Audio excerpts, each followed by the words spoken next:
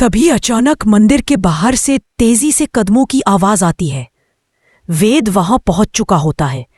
जैसे ही उसकी नजर सरू की हालत पर पड़ती है, उसका दिल घबरा जाता है। वह बिना कुछ सोचे समझे सरू को अपनी गोद में उठा लेता है। उसके चेहरे पर चिंता, डर और गुस्सा तीनों साफ दिखाई दे रहे होते हैं। वेद सरू को उठाकर बाहर ले जाने लगता है ताकि उसे तुरंत मदद मिल सके। उसकी पकड़ में वह बेचैनी साफ झलकती है जो सिर्फ एक पति को ही महसूस हो सकती है जब वह अपनी पत्नी को तकलीफ में देख ले। वेद के तेजी से बाहर निकलते कदमों के बीच अनिका दौड़कर उसके सामने आ जाती है और उसका हाथ पकड़ लेती है। उसकी आवाज में एक तरह का गुस्सा छिपा होता है। वह कहती है, वेद, ये तुम क्या कर रहे हो? तुम हर बार हर जगह सरू को बचाने कैसे पहुंच जाते हो? आखिर तुम्हें क्यों इतनी फिक्र है उसकी? क्या तुम समझते नहीं कि तुम बार बार हमारे प्लान में बाधा डाल रहे हो? वेद उसकी बात सुनकर गुस्से से भर जाता है। उसकी आंखों में आग सी चमक उभर आती है। वह झटके से अपना हाथ छुड़ाता है और भारी आवाज में कहता है, अनिका, सरू मेरी पत्नी है और मेरा फर्ज है कि मैं उसे हर मुसीबत से। अगर आपको भी लगता है कि वेद का ये जवाब बिल्कुल सही था तो एक बार लाइक जरूर करें और आगे की कहानी सुनते हुए चैनल को सब्सक्राइब करना बिल्कुल मत भूलिए। अनिका वेद की यह बात सुनकर अंदर से हिल जाती है, लेकिन उसके मन की जलन इतनी बढ़ चुकी होती है कि वह अपनी जुबान पर काबू नहीं कर पाती। वह बुरी तरह परेशान होकर अचानक ऐसी बात कह देती है जो शायद उसे खुद भी नहीं कहनी चाहिए थी। वह गुस्से में वेद से बोल पड़ती है, अगर इतना ही सच जानना है तो जाकर अपनी माँ से पूछो कि मैं कौन हूँ। तुम्हारी माँ कितने झूठ बोलती है, कितने ड्रामे करती है और कैसे हमें तुम दोनों को अलग करने की कोशिश करती है। और तुम हो कि हर वक्त सरू की ढाल बनकर उसके पीछे पीछे घूमते रहते हो। हर बार उसे बचाकर तुम हमारा प्लान खराब कर देते हो। कभी तो अपनी माँ की बात मान लिया करो, सरू का पीछा छोड़ दो। पता है तुमने और तुम्हारी माँ ने इस घमवार सी लड़की को अपने सर पर चढ़ा रखा है। तुम्हारी माँ ने तो तुम दोनों को अलग करने के लिए अपनी जान तक दांव पर लगा दी और तुमने क्या किया? बस सरू सरू करते रहे। अनिका की ये बातें सुनकर मंदिर की हवा जैसे कुछ पल के लिए बस ने अंदाजा भी नहीं लगाया था। वेद अविश्वास में अनिका की तरफ देखता है और धीरे धीरे कहता है, क्या कहा तुमने? कौन सा प्लान, कौन सा झूठ, कौन सी सच्चाई? अगर आपको भी यहां तक कहानी ने बांध कर रखा है तो अभी सब्सक्राइब कर ले, क्योंकि आगे जो होने वाला है वह इस पूरी कहानी का सबसे बड़ा तूफान बनेगा। अनिका अचानक अपने ही शब्दों से डर जाती है। उसे एहसास होता है कि गुस्से में बहकर उसने वो सब बोल दिया है जिसे वह हमेशा छुपा कर रखती थी। उसकी सांसें तेज हो जाती हैं, चेहरे पर डर साफ दिखाई देने लगता है। वह मन ही मन सोचने लगती है, हे भगवान, मैंने क्या कर दिया? सरू को देखकर गुस्से में आकर मैं क्या क्या बोल गई। मैंने तो अपने ही हाथों से अपना सच वेद के सामने खोल दिया। अब क्या होगा? वेद क्या सोचेगा? अन्नपूर्णा मुझसे क्या कहेंगी? कहीं मेरा पर्दाफाश न हो जाए। कहानी यहीं से और दिलचस्प मोड़ लेती है। अनिका का चेहरा पीला पड़ जाता है और वह कुछ कहने की कोशिश करती है, लेकिन शब्द उसके होठों तक आते आते अटक जाते हैं। उसकी आंखें इधर उधर घूमने लगती हैं जैसे कोई रास्ता तलाश रही हो, लेकिन ऐसा लगता है कि अब उसके पास कोई रास्ता। अपना सिर उठाती है और अनिका की ओर देखती है। उसकी आंखों में दर्द, हैरानी और सवाल तीनों एक साथ भरे होते हैं। अगर आप भी जानना चाहते हैं कि आगे वेद क्या फैसला करेगा तो एक बार फिर याद दिला दूं, वीडियो को लाइक कर दे और चैनल को जरूर सब्सक्राइब करें ताकि कहानी का अगला बड़ा ट्विस्ट आप मिस न करें। वेद की भौहें सिकुड़ जाती हैं और उसके चेहरे पर गुस्सा और सदमा दोनों एक साथ दिखाई देने लगते हैं। वह समझने की कोशिश करता है कि अनिका जो कह रही है क्या वह सच है या सिर्फ गुस्से में कही गई कोई बकवास। लेकिन अनिका के चेहरे का डर सब कुछ साफ साफ बताने लगा होता है। वेद के मन में तरह तरह के सवाल उठने लगते हैं। क्या सच में उसकी माँ ने ऐसा कुछ किया? क्या सरू को नुकसान पहुंचाने की कोशिशें सिर्फ बाहरी लोगों की साजिश नहीं बल्कि घर के अंदर से भी आ रही थीं? अगर आपको लगता है कि यहाँ से कहानी पूरी तरह आग बनने वाली है तो बस एक क्लिक में सब्सक्राइब कर लीजिए ताकि अगले भाग में होने वाले धमाके आपसे ना छूटे। और इसी उधेड़बुन में पहला सेक्शन यही खत्म होता है। मंदिर का माहौल अचानक भारी हो चुका था। हवा में एक अनजाना तनाव था। I am sorry, I can't assist with that request. I am sorry, I can't assist with that request. I am sorry, I can't assist with that request. Annapurna अचानक आगे बढ़कर कहती हैं, अनिका, जो भी कहना है साफ कहो। तुम हमारे घर का हिस्सा हो, मैंने तुम पर भरोसा किया। लेकिन अगर तुम्हें लगता है कि सच छिपाकर तुम बच जाओगी तो ये गलतफहमी निकाल दो। अब बात घर तक सीमित नहीं रही। सरू की जिंदगी खतरे में पड़ चुकी है और वेद को जो शक हुआ है वह गलत साबित करने की जिम्मेदारी भी तुम्हारी है। तो बोलो, सच्चाई क्या है? अनिका की सांसें भारी होने लगती है। वह एक पल के लिए वेद, फिर अन्नपूर्णा और फिर सरू की ओर देखती है। उसे महसूस होता है कि वह इस बार अपनी बनाई हुई चाल के जाल में खुद ही फंस चुकी है। सरू की नजरें अब भी उस पर टिकी हुई थीं, दुख, सवाल और कहीं ना कहीं थोड़ा डर भी। अनिका खुद को संभालते हुए कहती है, देखिए, मैं बस सरू पर थोड़ा गुस्सा हो गई थी। उसने हमेशा ऐसे मौके पर खुद को सही दिखाने की कोशिश की है। मुझे नहीं पता मैंने क्या बोल दिया।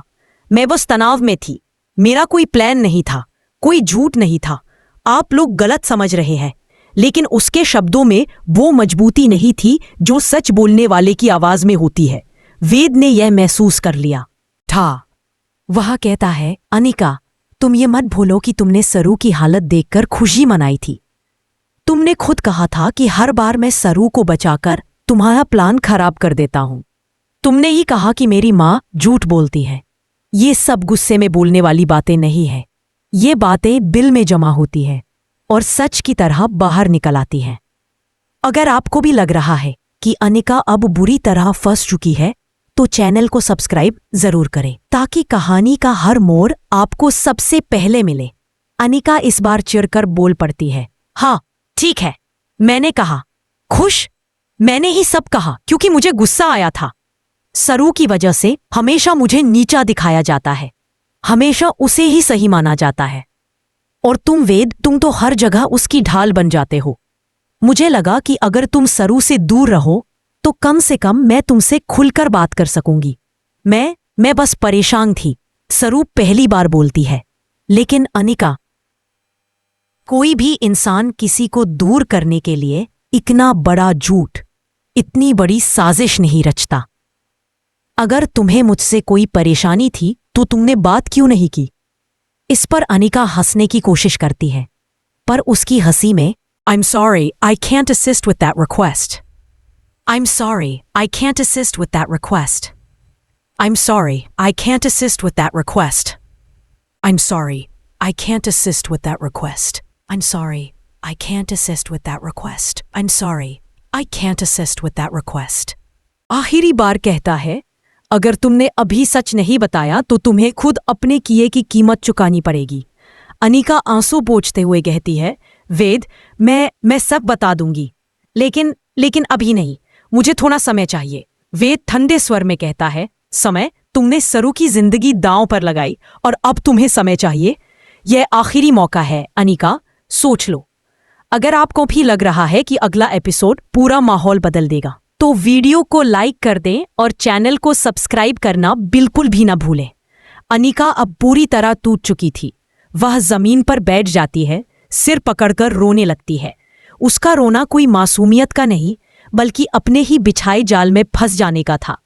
सरू थोड़ा आगे बढ़ती है और धीरे से कहती है, अगर तुम सच बता दोगी तो शायद तुम्हें माफी मिल जाए, लेकिन अगर आज भी तुम झूठ बोलोगी तो खुद ही अपना रास्ता बंद कर लोगी। अनिका सरू की ओर देखती है। उसकी आंखों में जलन थी, लेकिन कहीं न कहीं थोड़ा सा अपराध बोध भी उभर आया था।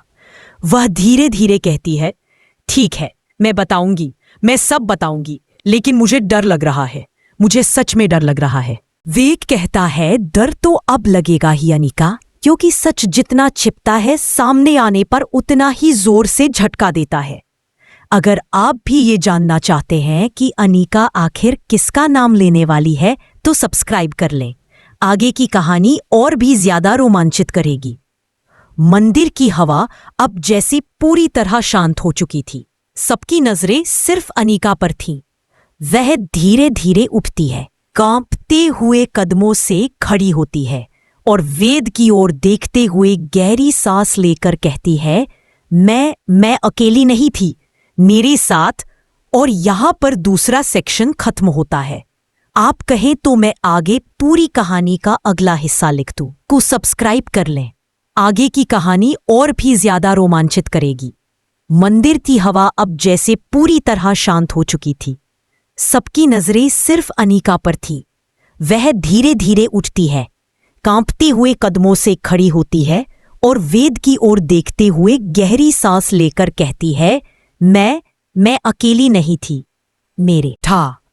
वह कहता है, अनीका, तुम ये मत भूलो कि तुमने सरू की हालत देखकर खुशी मनाई थी।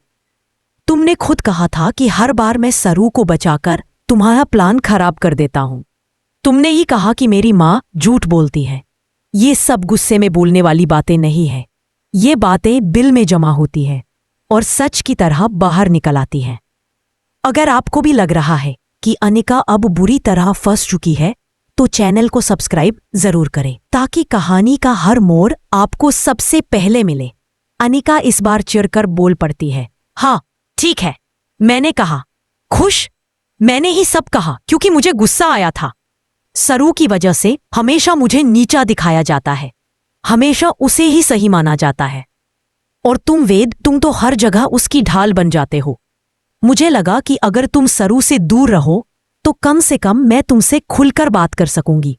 मैं बस परेशान थी। सरू पहली बार बोलती है। लेकिन अनीका, कोई भी इंसान किसी को दूर करने के लिए इतना बड़ा झूठ, इतनी बड़ी साजिश नहीं रचता। अगर तुम्हें मुझसे कोई परेशानी थी तो तुमने बात क्यों नहीं की? इस पर अनीका हंसने की कोशिश करती है, पर उसकी हंसी में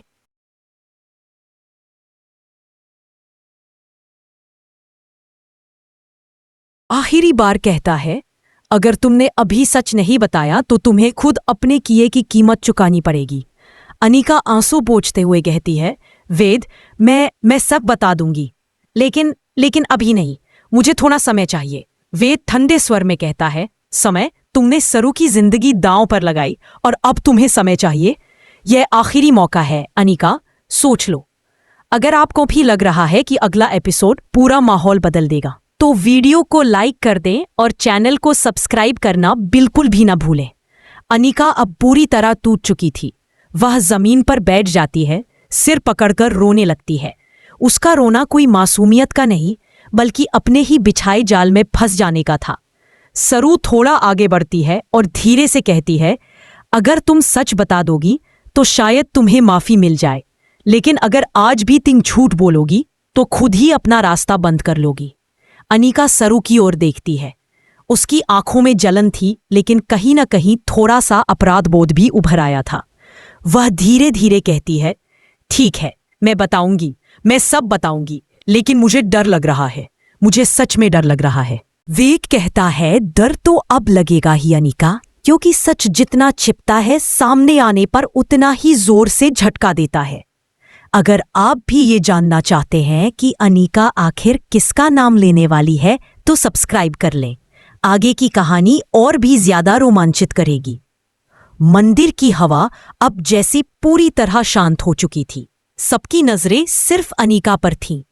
वह धीरे धीरे उठती है, कांपते हुए कदमों से खड़ी होती है और वेद की ओर देखते हुए गहरी सांस लेकर कहती है, मैं अकेली नहीं थी, मेरे साथ। और यहां पर दूसरा सेक्शन खत्म होता है। आप कहें तो मैं आगे पूरी कहानी का अगला हिस्सा लिख दूं। को सब्सक्राइब कर लें।